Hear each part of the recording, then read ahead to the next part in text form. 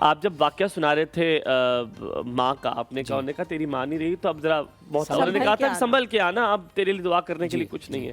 تو بڑا ذاتی سوال میں آپ سے پوچھا، آپ نے بات کی تو میں اس وقت سے شیورنگ، بٹ جس کی ماں نہیں ہے، ٹھیک ہے، جس کی ماں حیات نہیں ہے، وہ کیا ایکسپیکٹ ہی نہ کرے کہ اب کوئی ہے اس کے لیے دعا کرنے والا، جس کی والدہ نہیں ہے، یا وہ ڈر کے رہے کہ نہیں اب there is nobody back، because ہمارے لیے دین ہمارا سائن ہے.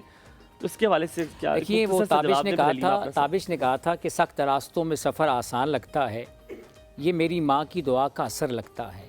اور ایک مدت سے میری ماں سوئی نہیں تابش. میں نے ایک بار کہا تھا ماں مجھے ڈر لگتا ہے. جو ماں کی ممتا ہے نا، اس کا اولاد کے ساتھ جانے کے بعد بھی تعلق رکھتا ہے اور قیامت تک رہتا ہے. آپ کو پتہ ہے سرکار دو عالم نبی کریم صلی اللہ علیہ وسلم کی حدیث سے مبارک ہے کہ آپ نے فرمایا جب والدین دنیا سے چلے جائیں ان کے لیے دعائے مغفرت کیا کرو، ان کے لیے دعائے مغفرت کیا کرو. اور کسی کو قبر کا بھی نہیں پتہ، یہ روایات میں آتا ہے ایون کہ قبر کا پتہ کرو.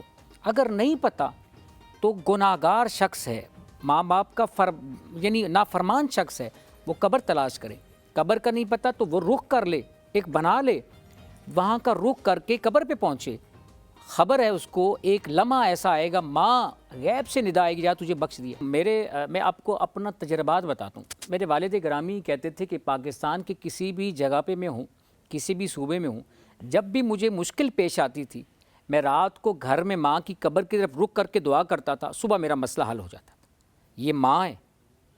آپ صرف اور صرف کچھ بھی نہ کریں نا، ہاتھ اٹھا کے ماں کے لیے دعا کریں گے نا، آٹومیٹیکلی اللہ رب العزت آپ کو اس ماں کی دعا، وہ جو کائنات کے اندر ماں کا ایک ممتا کا جو محبت کا رشتہ ہے، 70 ماؤں سے بڑھ کر پیار، ایک ممتا کی محبت کو سمو نہیں سکتے ہیں. آپ حرمین میں گئے، کعبۃ اللہ کی سرزمین، ماں کے ساتھ چمٹے ہوں گے، لپکے ہوئے ہوں گے. اس ممتا کو یاد رکھیں، اس وقت کو یاد رکھیں جس وقت آپ نے فرمایا، ایک شخص آقا کی خدمت میں حاضر ہوتا ہے، آقا میں نے ماں کا حق ادا کر دیا. فرمایا اس وقت جس لمحے تو کائنات کے اندر پیدا ہوا اور جس وقت تیری ماں نے وہ تکلیف سہی تھی، اس کا بھی حق تو نے ادا نہیں کیا، تو کس چیز کی بات کرتے؟ تو ماں کی ممتا کو سمو نہیں سکتے. اور آپ کہہ رہے ہیں نا دعا، بس دعا کے جو اثرات ہیں نا، آپ کے لیے دعائیں نکل رہی ہیں قدرت کی طرف سے. آپ کام کریں چیریٹی کے، نیک اولاد بھی تو سخت جاری ہے. سرکار کی حدیث سے مبارک ہے 3 چیزیں چھوڑے جا رہا ہوں، انسان دنیا سے جاتا ہے تو اس میں نیک اولاد ہے. لوگوں کو نفع پہنچائیں، لوگوں کے لیے چیریٹی کریں. اپنی ماں کی دعائیں قیامت تک سمیٹنا چاہتے ہیں تو لوگوں کے لیے نفع بنے، لوگوں کے لیے اچھائی کے کام کریں، لوگوں کے لیے آپ چیریٹیز کے کام کریں، تاکہ آپ کے لیے قدرت ایک اپنا فیصلہ کرے. اس کی ماں نہیں رہی، اوپر والا تو ہے نا جو 70 ماؤں سے بڑھ کے پیار کرنے والا ہے. اچھا، بہت سارے لوگ سر یہ چیریٹی کو نہ صرف پیسے سے منسلک کر دیتے ہیں.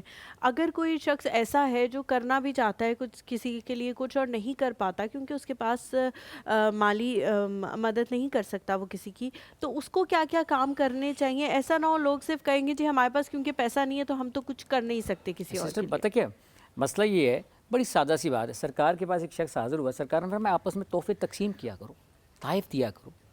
تو ایک شخص کھڑا ہو کے کہتا ہے یا رسول اللہ صلی اللہ علیہ وسلم میرے پاس تو تحفے کی جسارت نہیں ہے، میں تو تحفہ نہیں دے سکتا. فرمایا کسی مسلمان بھائی کو اپنی مسکراہٹ کا تحفہ بھی نہیں دے سکتے. تو مسکرانا بھی صدقہ ہے. آپ کسی کے چہرے پہ مسکراہٹ لا رہے ہیں، نہ پیسہ ہو آپ کے پاس، کچھ بھی نہ ہو، تو تھپکی تو دے سکتے ہیں نا. تسلی والا ہاتھ اس کے کاندھے پہ رکھ کے شفقت والا ہاتھ تو دے سکتے ہیں نا، رکھ سکتے ہیں بھائی یوں کر لو، یوں کر لو، یوں. اچھا مشورہ بھی دینا یہ صدقہ ہے. بالکل یہ تو نہیں مال دولت ہو آپ کے پاس ہو تو آپ، تو یہ اچھی بات کرنا بھی صدقہ ہے.